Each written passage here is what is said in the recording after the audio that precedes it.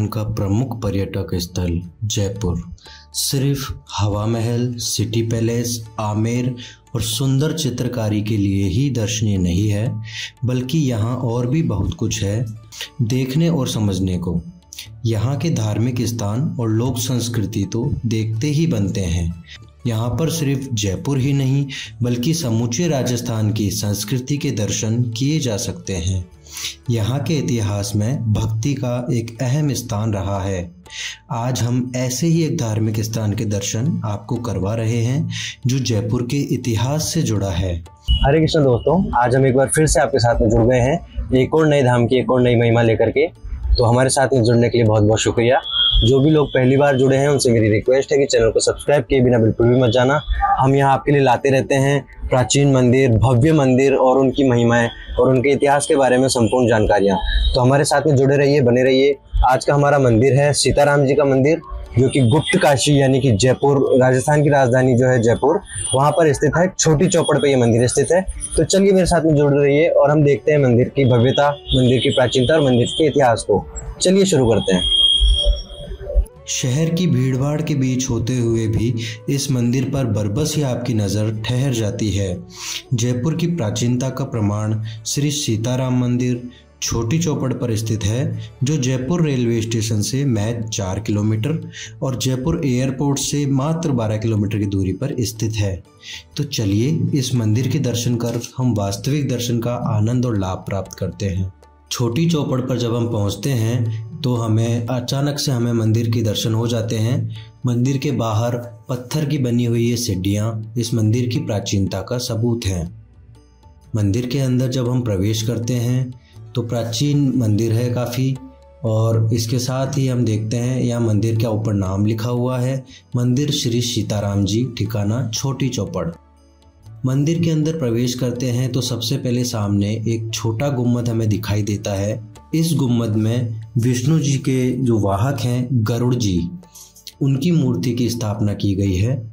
इसके साथ ही हम जब गुम्बद से आगे बढ़ते हैं तो हमें एक प्राचीन इमारत दिखाई देती है, जो मंदिर है श्री सीताराम जी का। इस मंदिर का अपना एक बहुत प्राचीन इतिहास रहा है और इस मंदिर की इमारत और इस मंदिर की वास्तुकला और शिल्पकला इसके प्राचीन होने के सबूत प्रस्तुत करते हैं। यहाँ हम देखते हैं गरुड़ जी की मूर्ति विष्णु के अवतार श्री राम जी के बिल्कुल सामने स्थापित की गई है। गरुड़ महाराज के दर्शन करने के बाद में हम आगे की ओर बढ़ते हैं।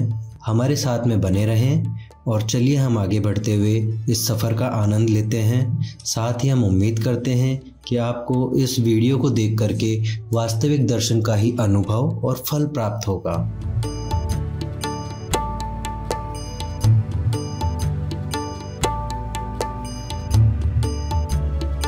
मंदिर की शिल्प कला को देख करके हम समझ सकते हैं कि मंदिर कितना प्राचीन है। 300 साल पुराना ये मंदिर।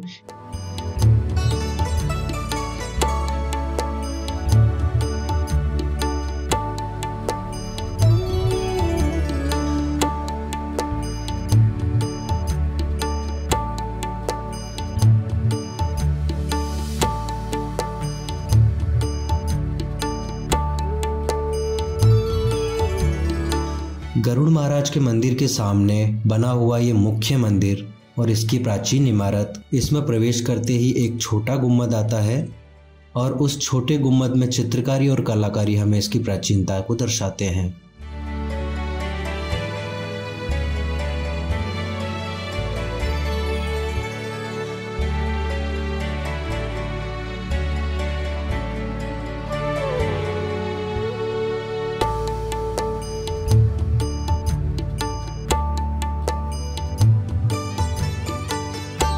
अंदर प्रवेश करते हैं तो मुख्य प्रांगण में एक बड़ा गुम्बद है। ये गुम्बद बहुत प्राचीन है, 300 साल से भी ज़्यादा पुराना ये गुम्बद है और ये मंदिर है। साथ ही इस गुम्बद पर चारों तरफ भव्य कलाकृतियाँ बनाई गई है और बहुत सारी मूर्तियाँ इसमें स्थापित की गई है, जो कि उस समय की लोक संस्कृति को दर्शाते हैं।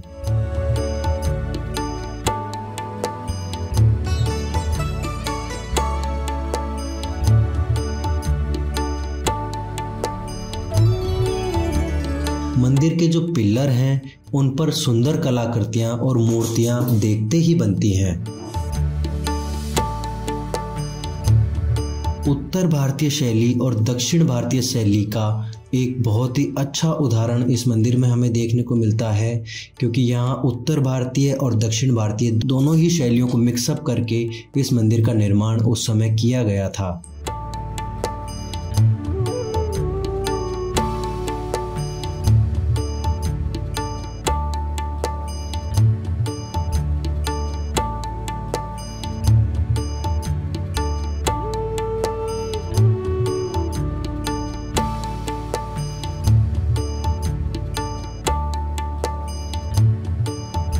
यहाँ आगे बढ़ते हुए हम देखते हैं मंदिर के गर्भगृह की चौखट।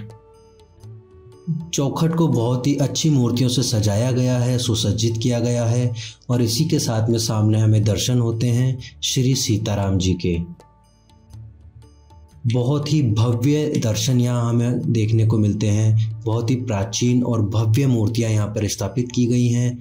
लोगों की ऐसी मान्यता है कि यहाँ आकर के मंदिर के दर्शन करने से सभी मनोकामनाएं पूर्ण होती हैं।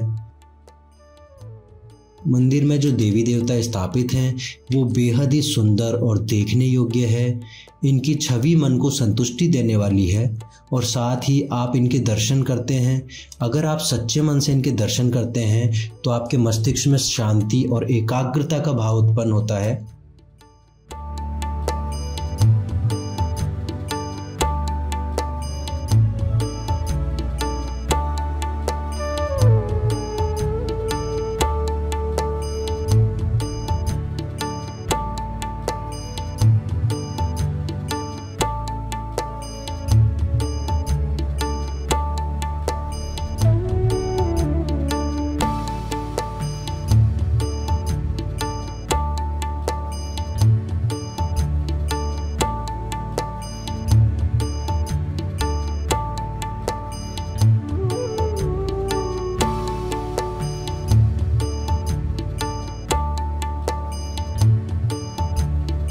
यहाँ आगे हम देखते हैं मंदिर के पास में ही एक वेदी पर अखंड ज्योत स्थापित है, जो कि पिछले कई वर्षों से लगातार जलती हुई मानी जाती है।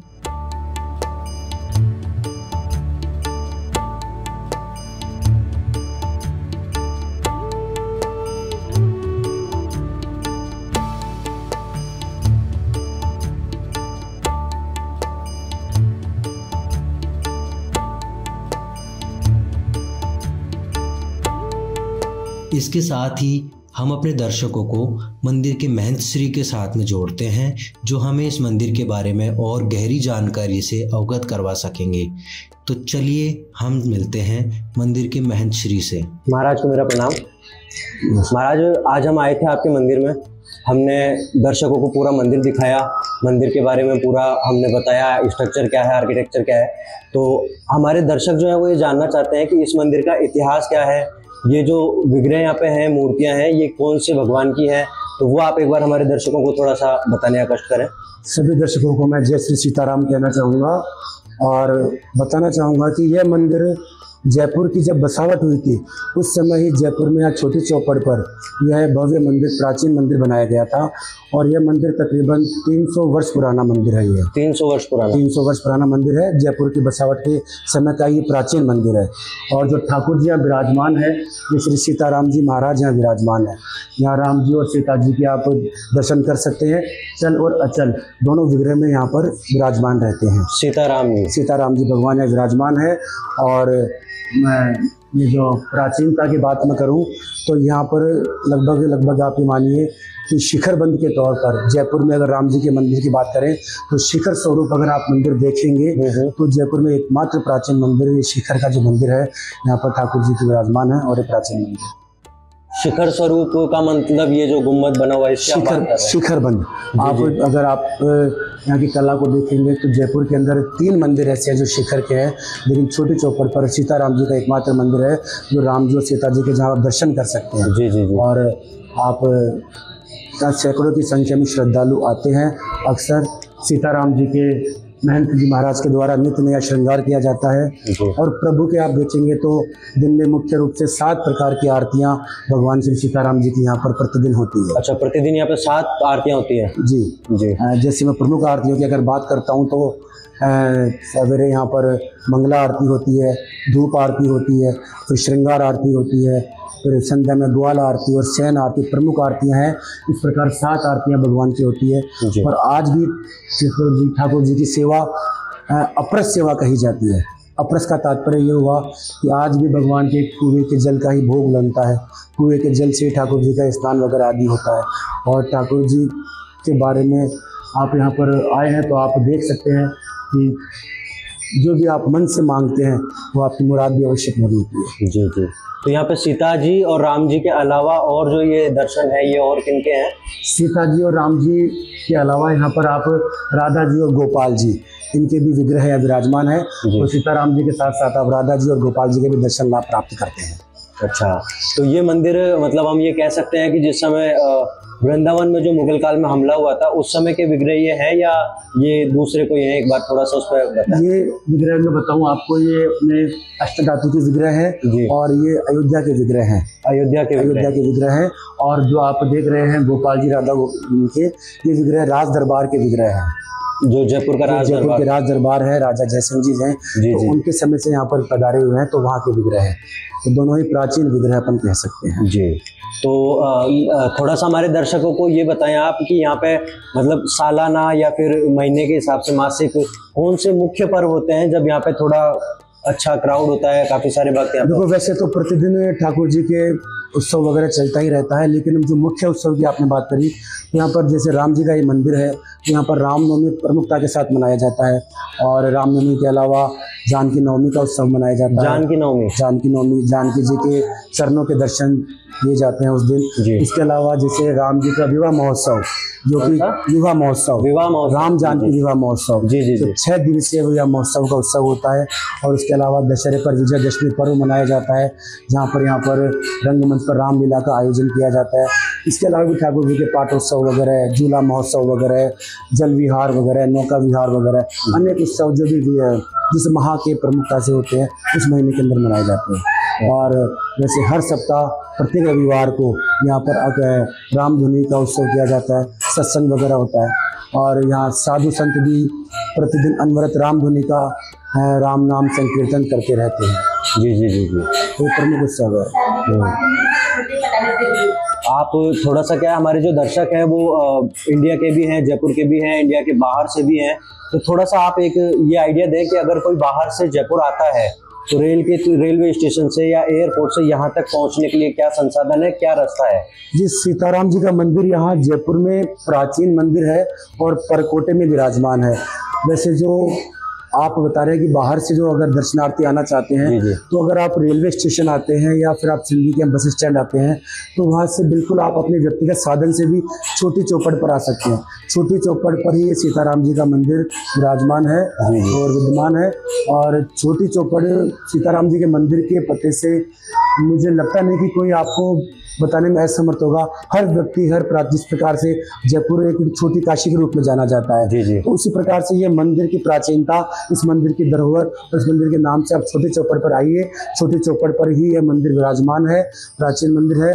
और 21 सीढ़ियाँ आपको चढ़नी पड़ती है। 21 सीढ़ियाँ इस मंदिर की है। और उसके बाद आप मंदिर में आएंगे, यहाँ गरुड़ जी भगवान भी विराजमान है और ठाकुर जी के विग्रह के पीछे हनुमान जी भी यहाँ सेवा में लगे हुए रहते हैं। और एक प्राचीनता मैं आपको बताना चाहूँगा, आपके दर्शकों को बताना चाहूँगा, इस मंदिर के बारे में ये भी कहा जाता है कि जब मंदिर की रात को शयन हो जाता है, तो शयन होने के पश्चात हनुमान जी महाराज आज भी इस मंदिर की परिक्रमा करते हैं। अच्छा। और इसीलिए आज भी जब शयन हो जाता है, सब दर्शनार्थी चले जाते हैं, उसके पश्चात परिक्रमा मार्ग को पूरा साफ सुथरा धोया जाता है और बिल्कुल स्वच्छ रखा जाता है। तो यह एक प्राचीन बात है कि आज भी हनुमान जी महाराज शयन आरती के पश्चात, शयन होने के पश्चात ठाकुर जी की परिक्रमा इस मंदिर की करते हैं। जी। जो भी दर्शनार्थी आपके आना चाहें, जरूर यहाँ पर ठाकुर जी के दर्शन लाभ लेवें और अपने जीवन को सफल बनाएं।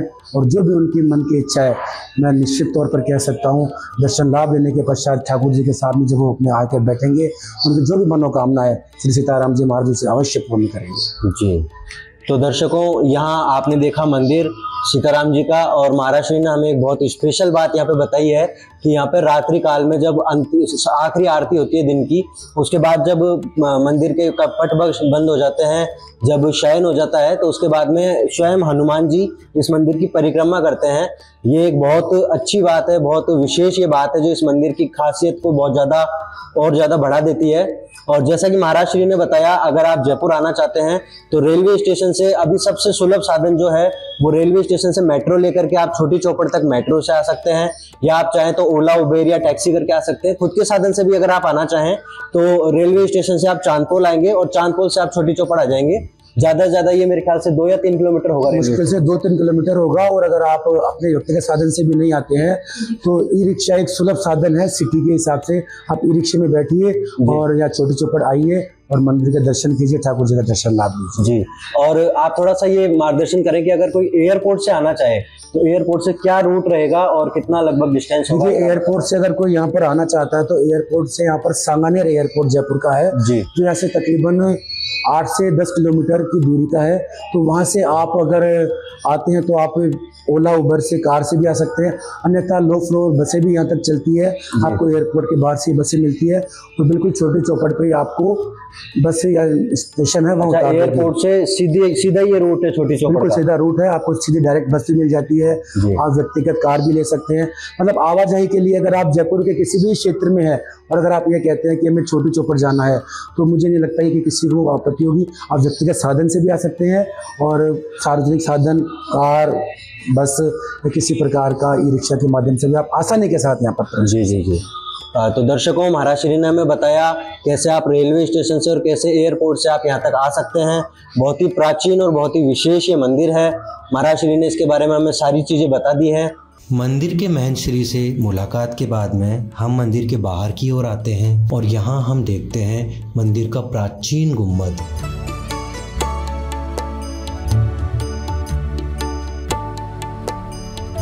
इस गुम्बद की बनावट बहुत प्राचीन शैली से बनी हुई है और पत्थर को काट करके बनाया हुआ ये गुम्बद इसे वर्तमान शैली के मंदिरों से बहुत भिन्न बनाता है।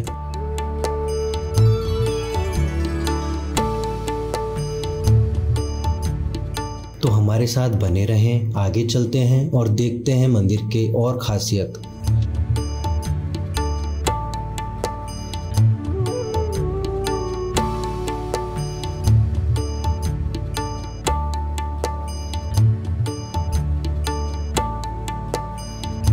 मंदिर के पीछे की तरफ एक हनुमान जी की मूर्ति स्थापित की गई है। ऐसा माना जाता है कि मंदिर का जो परिक्रमा चक्र है, रात्रि दर्शन के बाद में जब मंदिर को बंद कर दिया जाता है तो हनुमान जी इस श्री राम जी की मूर्ति की परिक्रमा लगाते हैं। इसीलिए यहाँ का एक नियम है कि यहाँ प्रत्येक रात्रि को परिक्रमा चक्र को धो के साफ किया जाता है ताकि हनुमान जी सुगमता से उनकी परिक्रमा कर सकें। इसके बाद में हम आगे यहाँ देखते हैं विष्णु जी के जो अवतार है गरुड़ जी, उनका छोटा मंदिर यहाँ सामने स्थापित है। यहाँ एक साधु संत हैं जो हमेशा यहीं रहते हैं और ये श्री राम जी की भक्ति में हमेशा लीन रहते हैं। बहुत ही भक्ति में माहौल यहाँ पर इनके संगीत से सदैव बना रहता है।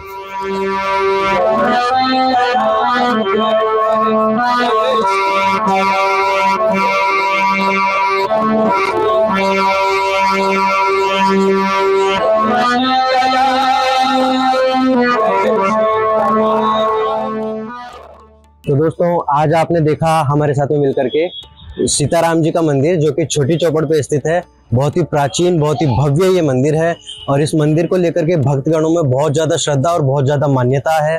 तो आप हमारे साथ में बने रहे, उसके लिए आपका बहुत बहुत धन्यवाद। आपसे गुजारिश है मेरी, आप इसी तरह से हमारे साथ में बने रहें और अपना प्यार हमें देते रहें। आज के लिए बस इतना ही, फिर मिलते हैं अगले वीडियो में एक और नई महिमा और एक और नए धाम के साथ में। तब तक के लिए हरे कृष्णा। ऐसे ही और भक्तिमय कार्यक्रमों के लिए देखिए हरे कृष्णा टेलीविजन और इसे प्राप्त करने के लिए आप अपने केबल अथवा DTH ऑपरेटर से संपर्क करें तथा और अधिक जानकारी के लिए आज ही डायल करें 7666 839 839।